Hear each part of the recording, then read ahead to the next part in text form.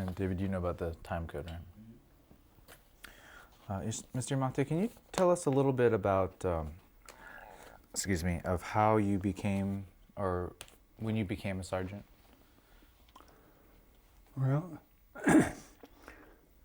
when I was in Fort Riley, Kansas, they said, well, we're going to ship you guys out. You're going to all be corporal and better. This is the beginning of 442nd. So I was selected. I don't know how. They didn't have computers those days.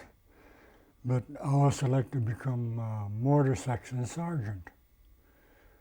Now I was supposed to be in charge of the mortar section of the E Company. Well, I didn't even know what a mortar looked like. I never fired one. So, we had a crash course, and when we got to Mississippi, when they started putting this company together, the 15 cadre people become non-commissioned officers, corporal and better, like the man said. Well, I become sergeant of the mortar section, and when I become staff sergeant, the staff sergeant was transferred to regimental headquarters. So at that time, they shoved me into become supply sergeant and said, well, you'll be a staff sergeant. So that's how I become a sergeant, and that's where I stayed all during the war at that one level.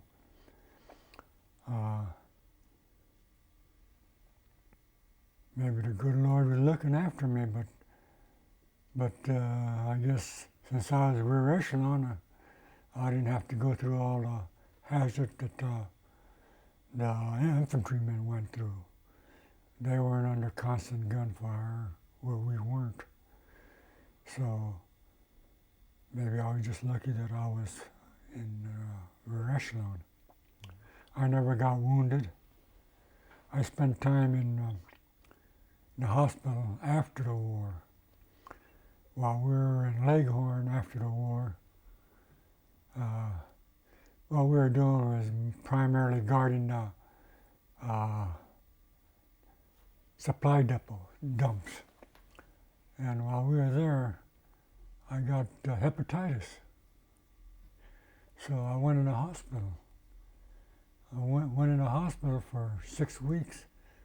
And there's no medication for hepatitis at that time. All they do is give me a steak every meal. And if you don't think steak tastes bad after a while, with no seasoning, no salt, no pepper, no ketchup, nothing, no steak sauce, just a piece of meat 3 times a day, and you get tired of it. But I enjoy steak now with all the trimmings. But at that time, I just soon had a good hamburger. But I got out of there after 6 weeks in hospital. Got out one night. I had a pass to go to Switzerland from Leghorn. At that time, the war's over. Everybody's getting passes to go different. Since I didn't get a pass, well, they sent me to Switzerland. Got out one night, and the next morning I started to go to a service company to catch a truck to go to Switzerland. Well, heck, I wound up in the hospital again. I had pneumonia. So I went in the hospital 4 more weeks.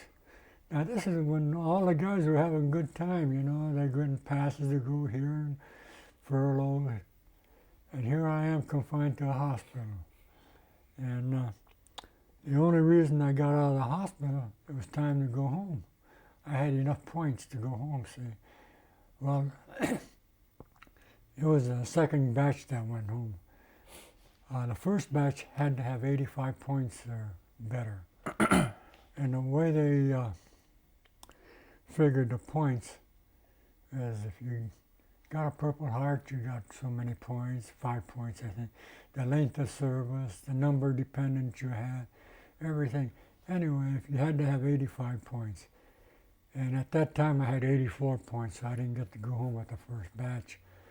But I got to go home with a second batch, but I was in the hospital.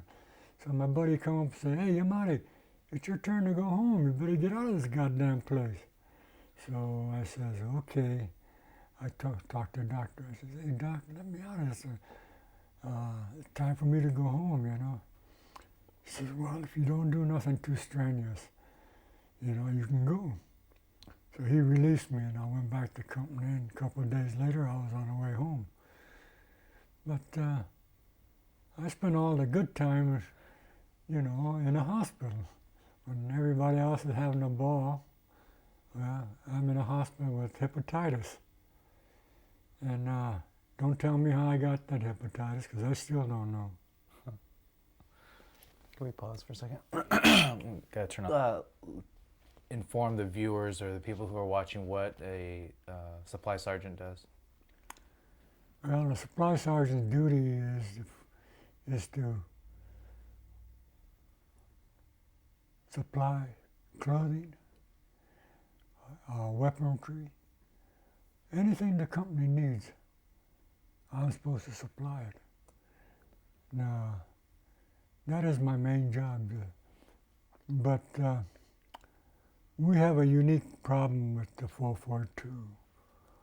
Our people were so short and small that it was hard to get clothing for those small people. In fact, in northern part of France, during the winter, I could not get shoe pack winter shoes for some of the people that required small shoes.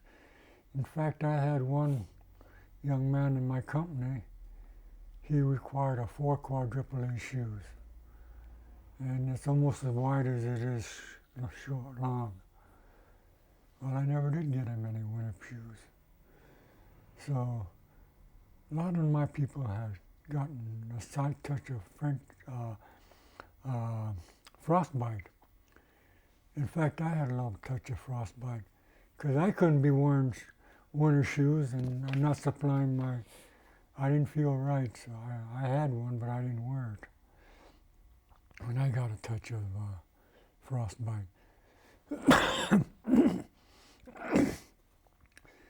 But my primary duty was to get ordnance and have enough ordnance for my company, so whenever they needed it, they didn't have to wait for me to requisition it. Well, we got things through a process called moonlight requisition. You don't have no requisition, you go out and get it any way you can get it. And I got pretty good at that, because some of the other companies, when I go visit them, used to say, "Hey, you better watch that Kiyoto, he might steal something." So they always had me under their eyes, you know, when I visit other companies. But my company commander, he stated that whenever I wanted something, I want it now. I don't want you to requisition it. So we had extra Tommy guns, extra Browning automatic weapon. We had extra 50 caliber machine gun, which rifle company is not supposed to have, extra mortars, extra binoculars. Whatever the company needed, I had to have it on hand. And my company commander never asked me how I got it. As long as I had whatever he needed, he was satisfied. Was there ever any type of inventory system, or is it just what's you can fit in the back of the truck? Or Well, as far as inventory goes, we never kept no running inventory. We just knew what we had, and if one went out, you had to go get another one to replace that one. So, you know, you had a little time there, see, but you find a way to work around it. One time, I had a pistol, and I needed some Tommy guns. So I went to the ordnance, and I knew an officer there. He was formerly from 442. So I explained to him, hey, I need some extra Tommy and BARs. So I slipped him this pistol, you know. And he slipped me a case of Tommy guns and a case of BARs. And you know, you scratch my back, I scratch your back, see? So anyway, you do things that you normally wouldn't do, you know, to get what you have to have. And I think my company commander was well satisfied with the way I ran the supply section. Because when the war was over, I was on the way home already. But when I got home, people were telling me, hey, you know, there's other companies that are coming to get things to turn in. You know, we have to turn all our weapons in. And they don't have enough stuff to turn in, so they were coming to E Company to get the stuff. Well, you know, I was hoarding a lot of stuff. So, you know, we had more than enough to turn in, so I guess the guy that took over from me was giving it to the other companies. But I don't think we took anything away from another company. But we got things through a different channel, not the normal channel. And I've got a book that I want to show Christine one of these days that a fellow that was in my company, Winston Nakagawa, he was a farmer up northern part of California. He drowned it last winter.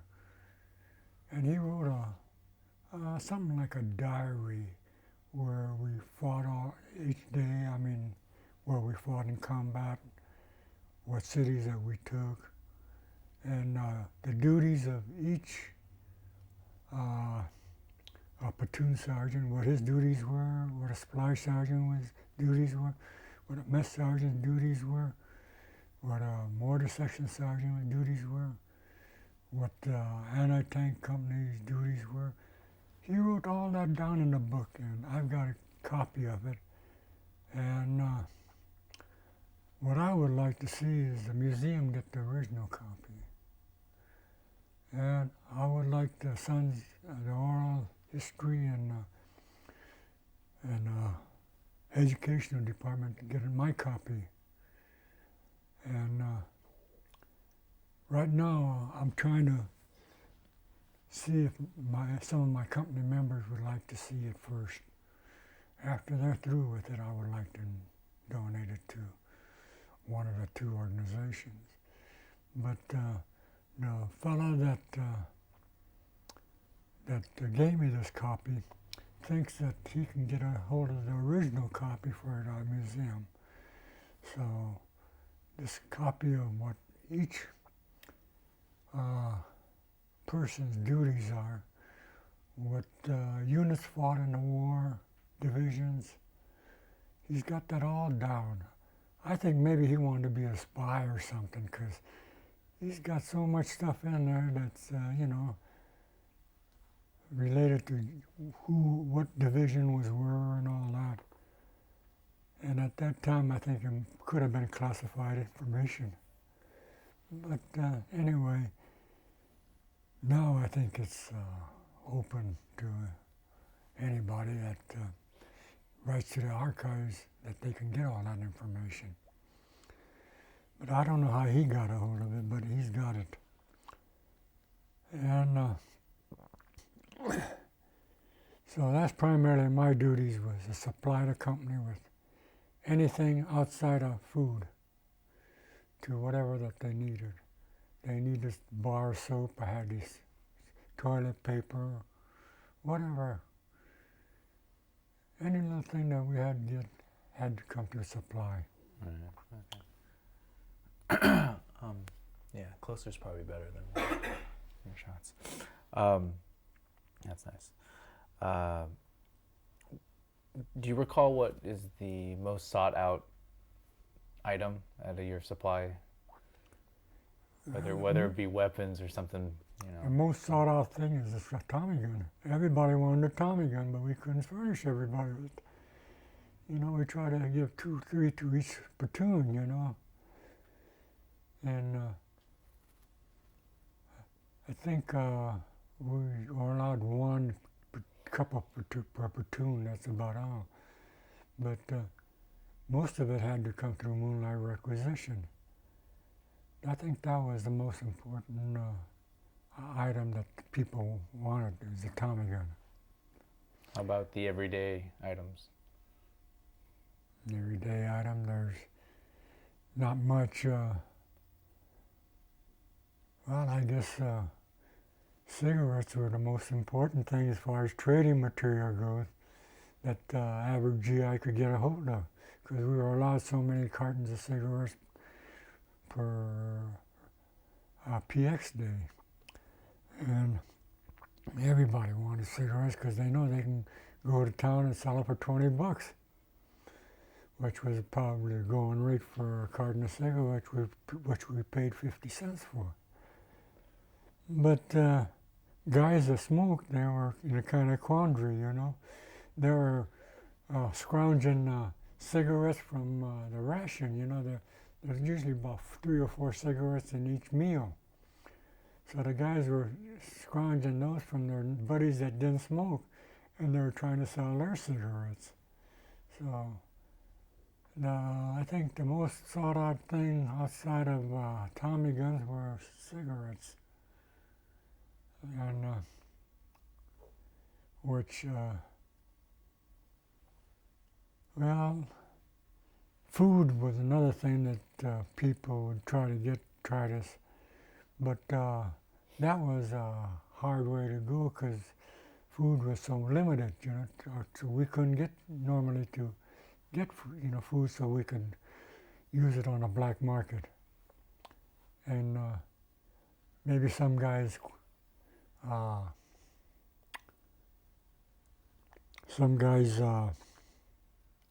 sold some items of clothing, I don't know. But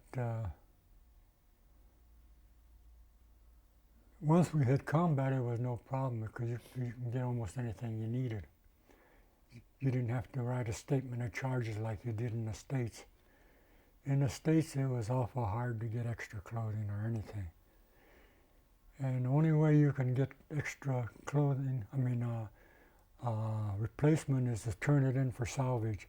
You turn in one item and then you get another item back. But other than that, if you needed extra t-shirt or extra pants, you'd have to sign a statement of charges and it took it out of your pay. Then the thing that the soldiers discarded most was gas mask. And if you follow an outfit into combat, all you have to do is follow gas mask or certain pieces of clothing. Sometimes they tear a blanket in two, and instead of carrying a whole blanket, they carry half a blanket. And instead of wearing a whole overcoat, they'd cut down their overcoat. So, when you get back in the rest area, then you have to start replacing some of those things. Well, some of that was easy to replace because you'd have people killed in action, and you'd have all their clothing, and you just lay that out and people take what they need. But so when you get hit, a lot of times, you go through a repo depot and they give you a whole new set of clothing. Then when a guy comes back, he got his other clothes too, so that's, thrown into the pile. And but you just follow where the things are discarded and you'll find your company. What they used to keep is a gas mask carrier, because they could put their rations and stuff into that, their trading good stuff, candy, cigarettes, and all that stuff in that gas mask carrier. It's like a backpack is now to young people. But the gas mask, if we would have ever got gas, man, the whole company would have been wiped out because nobody had one. What was the? Do you have any stories about how you got something from either in town or from another company or anything? Is there? Do you have little tricks of how, besides just trading, but how to requisite something? Well, like if you got to know some people at the dump, at the depot, and most of the people from the depot, a lot of them have been reassigned from combat unit. So, you go tell them the problem, you need this. And with no requisition, sometimes I'll slip it to you, Or if you write a requisition, I got to where I can write my company commander's name pretty good, And company commander, he kind of turned his back to it. And if I signed his name, he never. If I didn't want to bother him going up to the front line and getting the signature, so I just write his name on the requisition and turn it in, and I get the things that way. There's all kind of tricks to get things in combat, and if you don't hustle, you don't get. And if you hustle, you get. So that's what it amounts to. We even had a generator that we weren't allowed to. When we get to the rest area, we'd hook it up to the company CP tent and supply tent, and pretty soon we see guys with the pump tents. They're stringing lines off the generators, and they got lights in their pump tents. And we didn't have means to carry that thing until we finally we had to squeeze it in a little trailer that I had. But once we got a hold of a German Jeep, it's made by Mercedes, and we kept the generator and that thing to transport the generator. And pretty soon the division called for us to turn in all the captured vehicles. There's no way we're going to turn in that Jeep so the brass could ride around it, so we tore it up and left it. But that's all the brass wanted us to turn that captured vehicle, because they'd be riding around in it. And one thing is that the 100th had such a good reputation with the 34th Division, and a lot of the 34th Division guys were in the depot reassigned. That made it easy for us to get additional equipment. But it wasn't like, the 36th when we went to France, but we didn't know nobody, They didn't know too much about us. It was harder to get stuff in France than it was in Italy. Because once in Italy, we had a pretty good reputation, so they gave us pretty well what we needed. Is there anything special during Christmas or New Year's that happened? And Well, Thanksgiving Day, we'd have a Thanksgiving dinner and Christmas dinner. They'd furnish turkey. And wherever we're at, we'd have a hot turkey dinner. If we're on the line, they manage to get the dinner, the cooks manage to get something up to us, hot turkey. And once we had spent Thanksgiving in a staging area in Marseille, and we had Thanksgiving there, we had turkey there, and then we had turkey dinner at Christmas time in the forts up there on the French and Italian border. So on the big holidays, we managed to eat pretty good. But outside of, and when we were in the French forts and the French-Italian border, we ate pretty good because we were in the stationaries uh, section. We didn't have to advance. We were just there as a defense to keep the German troops from coming into France from Italy. So, well, we were getting what was called 10-in-1 ration. One case of ration for 10 people a day. But we were getting steak supplement. So we were able to get beef, steak for every day to supplement the 10-in-1. So we were eating pretty good up there in the forts. But the trouble with there was some of the forts were outlined, and they had to get mules to haul their supplies up to that thing. And that was a problem, but the cooks turned out to be pretty good mule skinners. They had these mule skinners from French people to help get the supplies up. So, supplies and the meals. So, sometimes we lived pretty good. Sometimes we ate what you call K rations. Cheese or meatloaf in a little tin, crackers. They weren't very appetizing. Then C ration toward the end got a little bit better. But the best was a 10-in-1 ration. And when you're in a kind of a staging area or sitting position, you have a lot of chance sometime to barter with the native farmers for like cabbage or eggs or chicken.